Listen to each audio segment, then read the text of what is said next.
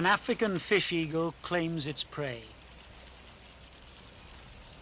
Swift and deadly, the fish eagle is one of the most handsome of African birds, its black flight feathers contrasting sharply with its white head and chest. But this graceful predator is threatened with extinction.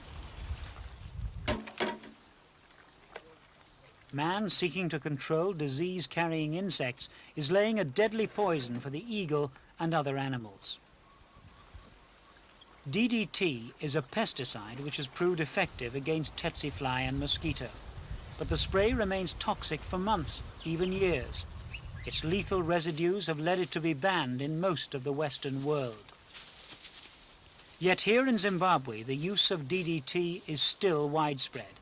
It's considered necessary to keep sleeping sickness and malaria under control.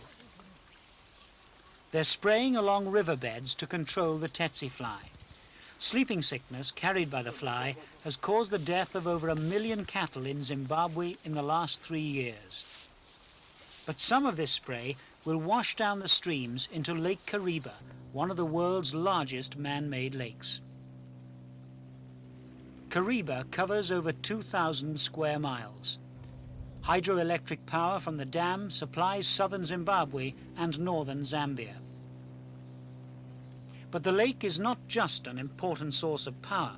Its waters support an abundance of wildlife. Tilapia fish have been introduced and now provide the basis of a fishing industry. DDT has accumulated in the waters of the lake. It's entered the food chain.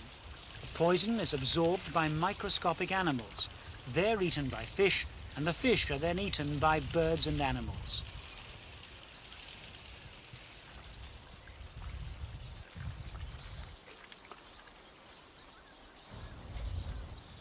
The birds and animals of Lake Kariba now have dangerously high levels of DDT contamination.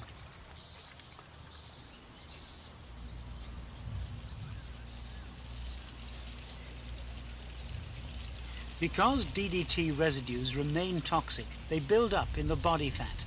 And it's not just Kariba's wildlife that's contaminated.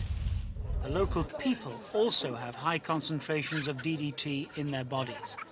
It's absorbed by eating fish from the lake or from the meat of cattle reared in the region.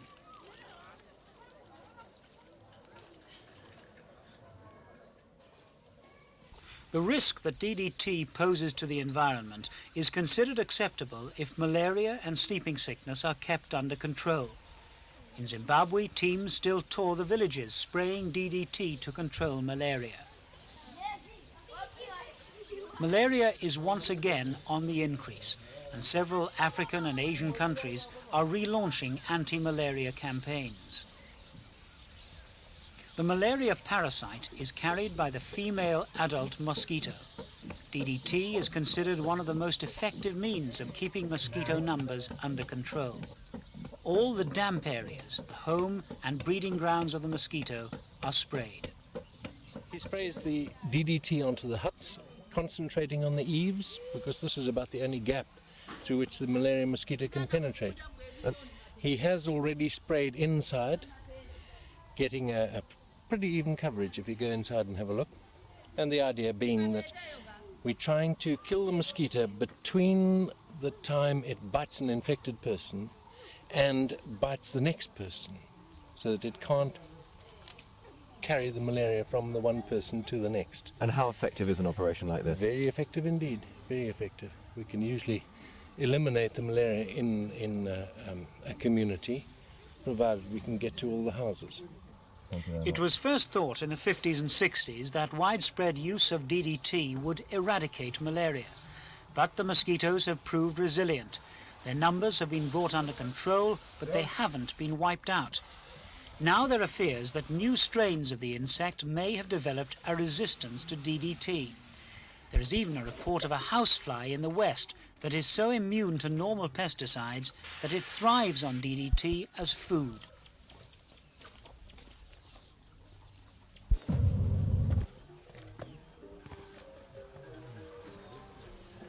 Many scientists now want to see curbs on the widespread use of synthetic chemicals before more insects begin to develop immunity to them.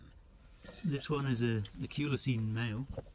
The argument over the degree to which insects have developed immunity to pesticides is a fierce one in scientific circles. Some scientists believe that mosquitoes are not pesticide resistant, but have simply learnt to avoid DDT sprayed areas.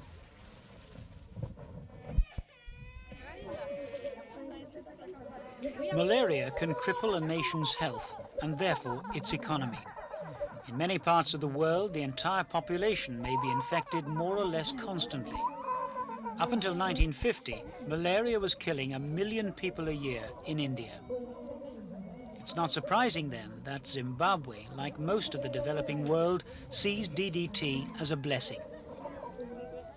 There are alternative chemicals, but none of them are as cheap or as long-lasting. In areas like this, DDT's effect on the environment is considered the price that has to be paid to curb malaria.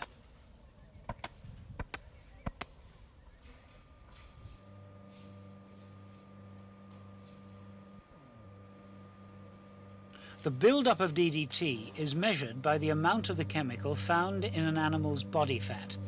It was the discovery of this build-up that led to the banning of DDT in the United States and many Western countries.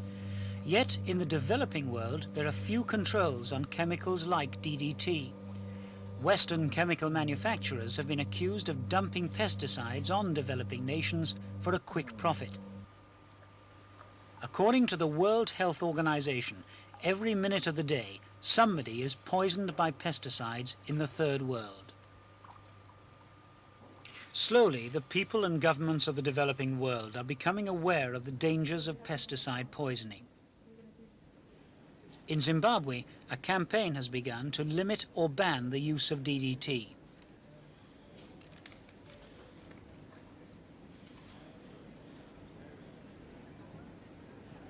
The plight of the fish eagle has drawn attention to the threat to Zimbabwe's wildlife. Yet the country is rebuilding its agricultural production after the ravages of war. The use of pesticides and insecticides is considered essential in the drive to produce more food. It's also a political question. Zimbabwe has the potential to become a major food exporter. Neighbouring black African states who at present have to buy grain from South Africa are looking to Zimbabwe as a politically more acceptable source of food.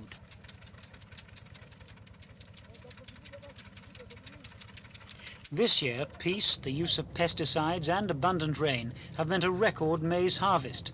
To the politicians of black Africa, it's come at the right time. Recently, Mr. Pieter Botha, the South African Prime Minister, issued a threat to his northern neighbours.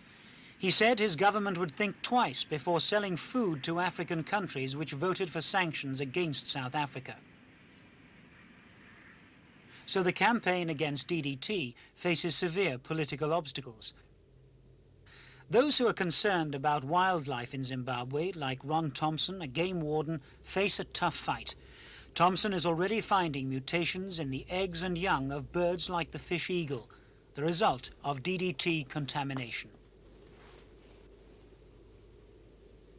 Well, we've probably got the most highly contaminated environment in the world. We're applying DDT at the rate of 96% of what the Americans did during their heyday. And we believe that we will lose up to 20 species of birds of prey: fish eagles, peregrine falcons, black sparrowhawks, cormorants, herons. We will lose a very large fishing industry, and Lake Kariba is likely to become the dead lake of Africa. It's that serious? It's very serious indeed, yes.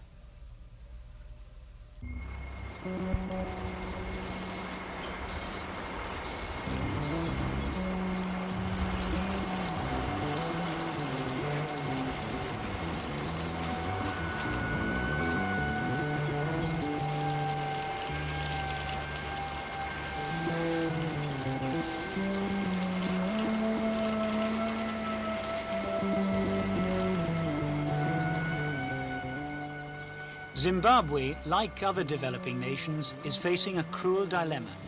It's seeking to increase food production and eradicate disease. Yet the methods used to achieve these goals are threatening some of the world's most precious species of animal life. But the choice has to be made, and has to be made soon, if some of these animals are to survive.